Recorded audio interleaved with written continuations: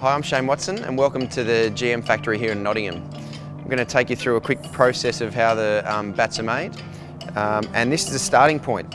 Is a piece of big log of English willow with the bark and everything on that's brought into the factory as a starting point. It's divided up and then we move on to the next stage, which is the starting point of the clefts, where then the bats actually start to get shaped.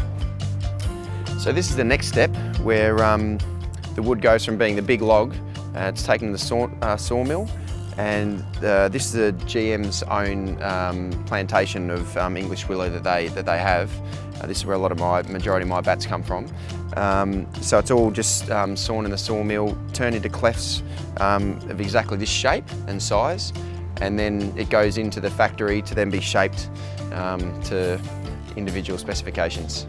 So the next stage of the process is grading the willow. So someone's in here going through all the clefts that come into the factory, and as a starting point, the top of the range bat has to make sure that the grains are nice and straight, very even. There's not too much colouring in the wood as well.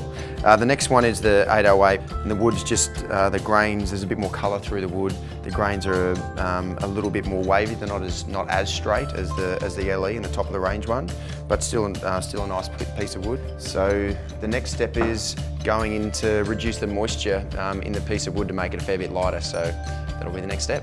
We're really in the wine cellar.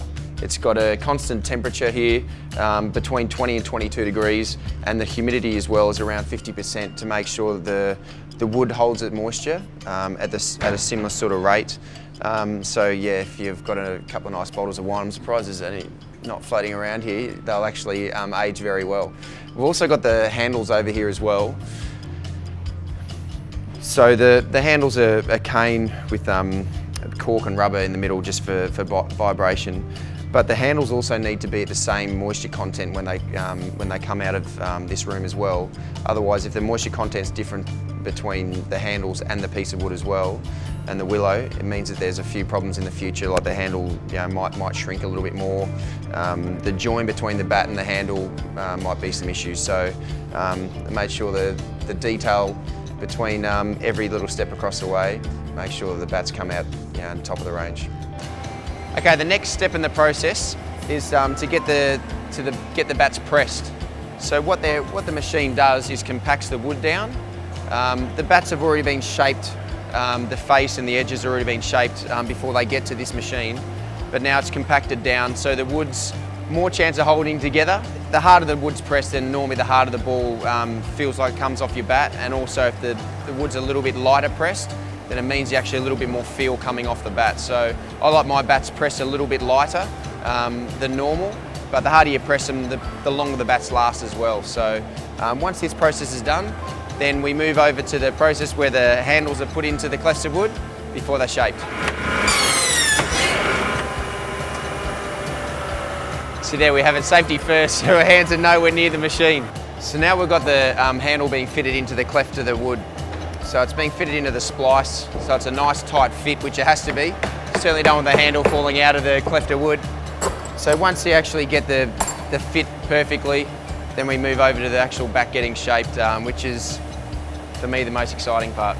It initially starts in a computer program to be able to get the exact shape of what my specifications are. Everyone's a little bit different with what they want in the shape of their bat and the feel of the bat. It's a very incredible machine. Goes through the computer, the cleft is in the machine, it goes around after having the specifications that are in the computer, and then comes out to how the individual wants it.